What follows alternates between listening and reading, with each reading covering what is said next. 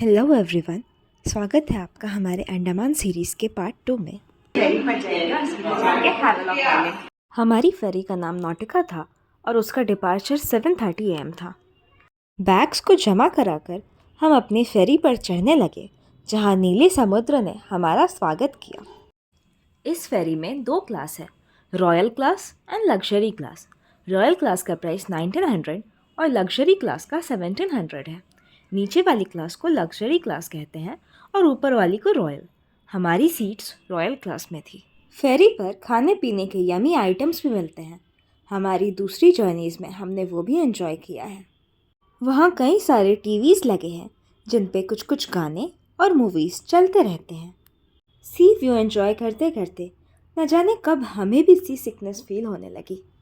सी sickness common होने के कारण हर एक सीट के आगे एक वॉमिट बैग भी रखा हुआ था, मगर जब हमने आसपास देखा तो मेजॉरिटी लोग सही फील कर रहे थे, बस कुछ ही शांत होकर बैठे हुए थे। नीचे वाली डेक पर म्यूज़िक सिस्टम भी अवेलेबल है। दोनों क्लास के लोग वहाँ जाकर डांस कर सकते हैं। नॉटिका अंडमान की यंगेस्ट एंड फास्टेस्ट फेरी है, जो सिर्फ 1.5 घंटे में पोर्ट ब्लेयर से हैवलॉक आइलैंड तक का सफ़र तय करती है। कैसा लगा मॉम?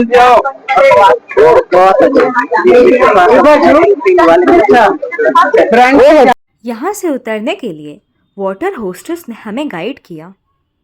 अब बारी थी बैग्स को वापस लेने की। बैग्स को यहाँ एक लाइन में अरेंज कर दिया जाता है, जिसके बाद हर एक पैसेंजर अपना बैग पहचान कर ले सकता है। हैवलॉक जेटी पर हमने जो पानी का नीला रंग देखा वो आज से पहले कभी नहीं देखा था। फिर हम अपने stay Havelock island beach resort में पहुँचे।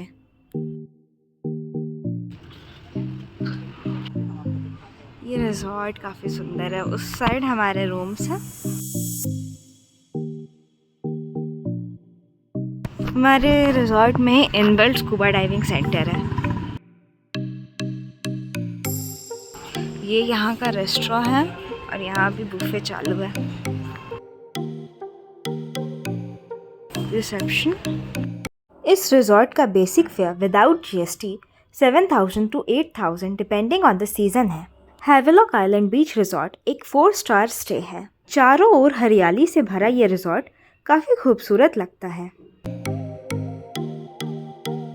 ये उनका डीजे सेंटर है।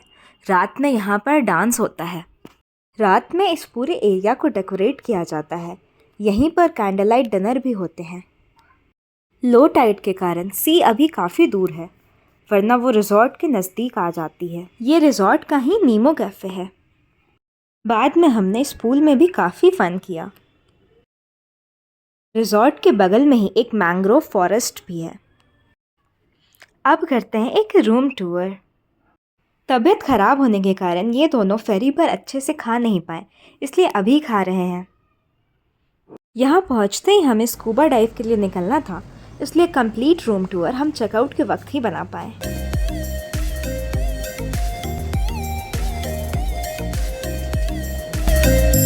स्कूबा केवल कुछ लोगों को ही करना था, इसलिए बाकी के लोग रिजॉर्ट में ही रुक गए। स्कूबा डाइव करने के लिए स्विमिंग आना ज़रूरी नहीं है, मगर बेसिक ट्रेनिंग सभी को लेनी पड़ती है।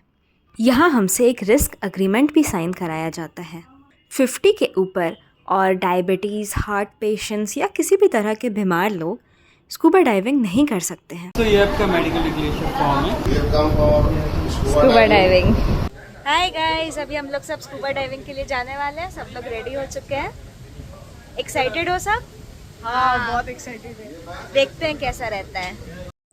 डाइविंग सेंटर पे ही आपको changing room and scuba clothes मिल जाते हैं। एक सेट कपड़े फिर भी आप लेकर ही जाएं। वहाँ लॉकर्स भी अवेलेबल होते हैं।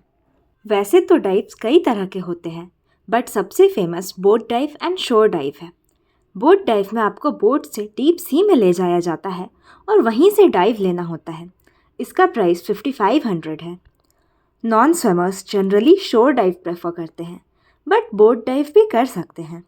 शोर डाइव में इंस्ट्रक्टर फ्लोट कराते हुए डीप सी में लेके जाता है, जहाँ से हम डाइव लेते हैं। इसका प्राइस 3800 है। दोनों ही डाइव्स में फ़ोटो वीडियोस इंक्लूडेड है। हमारे लिए स्कूबा डाइविंग हमारे पैकेज वालों ने ही बुक किया था और उन्होंने शोर डाइव बुक किया था। तब हमें मालूम ही नहीं था कि 2 तरह के डाइव्स होते हैं। आप चाहे पैकेज से ले या इंडिविजुअल, कौन सा डाइव है ये ज़रूर पता कर लें। यहाँ शैलो वाटर्स में बेसिक ट्रेनिंग दी जाती है, जहाँ हमें इम्पॉर्टेंट अंडर वाटर साइंस सिखाए जाते हैं, ब्रीदिंग टेक्निक्स और वाटर प्रेशर रिलीजिंग टेक्निक्स सिखाए जाते हैं। अब फाइनली वक्त था स्कूबा डाइविंग का।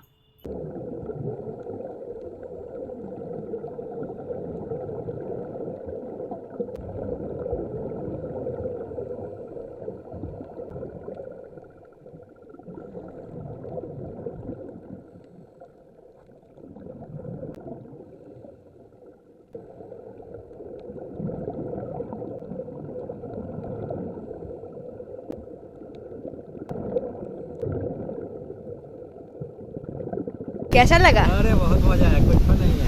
कुछ नहीं है, आज कच्चा है। कुछ नहीं है का मतलब कि करने में कुछ नहीं है, डिफिकल्टी नहीं है, मजेदार है। नहीं लगा, ये कर रहा है। इतना सबका एक्सपीरियंस सुनकर आपका मन नहीं कर रहा करने का? नहीं कर रहा। नहीं कर रहा। बढ़िया है। चलेंगे।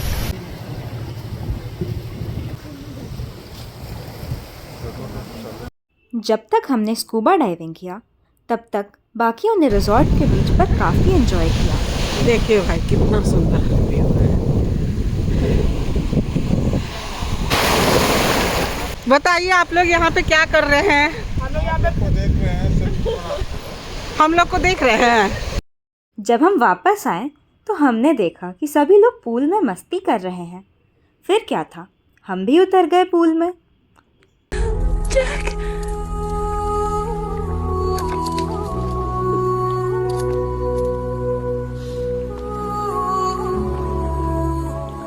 पूल में काफ़ी देर स्विमिंग करने के बाद हम सब रेडी हो गए अपनी अगली डेस्टिनेशन के लिए, जो है राधानगर बीच। बीच के पहले एक छोटा सा मार्केट भी है जो हमने एक्सप्लोर किया। चलते चलते हमें खाने की बहुत अच्छी खुशबू आने लगी, तो हमने भी अपने लिए पापड़ी चाट बनवा लिया। अंडमान में पापड़ी चाट बनाने का स्टाइल भी काफ़ी अलग था। इतना सुंदर से दीजिएगा तो खाएंगे कैसे? ये हमें इतना पसंद आया कि हमने इनका समोसा चाट, टिक्की चाट सब कुछ ट्राई कर लिया। फिर हमने अंडमान का फ्रूट चाट टेस्ट किया, जो हर तरह के टेस्ट से पैक्ड था। फिर हमारी नज़र पड़ी गोलगप्पे के ठेले पर। हल्के नाश्ते के बाद हम पहुँचे एशिया के सबसे खूबसूरत बीच राधानगर बीच पर। यहाँ की सुंदरता को कैमरे में कैद कर पाना असंभव था, फिर भी हमने अपनी पूरी कोशिश की है। ये बीच अपने खूबसूरत सनसेट के लिए भी फेमस है। कितना सुंदर सनसेट है। छठ पूजा होता है, कितना सुंदर, एकदम अच्छे से एकदम दिखता सन, एकदम गोल, एकदम बहुत सुंदर लग रहा है एकदम। बिल्कुल बिल्कुल, कितना अच्छा सन, तो क्या बात है, इसके बारे में तो कहीं नहीं सकते। सनसेट का बहुत ही सुंदर है, और यहाँ का व्यू तो मत पूछिए, कितना खूबसूरत है। यहाँ लोग स्विमिंग करना भी काफ़ी एंजॉय करते हैं। इस बीच पर लॉकर्स, चेंजिंग रूम सब कुछ अवेलेबल है, तो अगर आपका स्विम करने का मन हो तो एक सेट क्लोथ्स ज़रूर रख लें। हमने काफ़ी देर यहाँ की सॉलिड सनसेट को एंजॉय किया। इस बीच पर बैठने के लिए सीट्स भी काफ़ी सारे थे। सनसेट के बाद हम निकल गए वापस अपने रिजॉर्ट के लिए। रात के वक्त रिजॉर्ट काफ़ी सुंदर सजा हुआ था।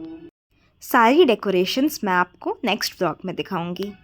यहाँ एक डीजे भी था जिस पर हमने खूब एंजॉय किया।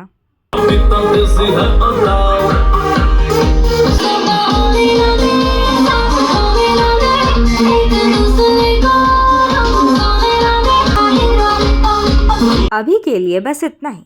अगर व्लॉग पसंद आया हो तो लाइक, कमेंट, सब्सक्राइब ज़रूर करें। मिलते हैं नेक्स्ट व्लॉग में। Bye bye.